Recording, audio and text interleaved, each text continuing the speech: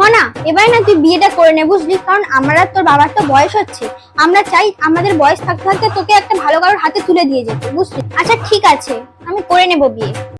মা শোনো না, ভাবছিলাম যে আজকে শপিং এ যাওয়ার সময় মামনিকেও সাথে করে নিয়ে যাই। মামনি? বারে বা, আমাকে মা আর তোর শাশুড়ি মাকে মামনি? এখন বিয়ে হতে পারলো না, এখন থেকে এরকম? ভালো ভালো, তোকে ছোট থেকে বড় করলাম এইসব শোনার জন্য।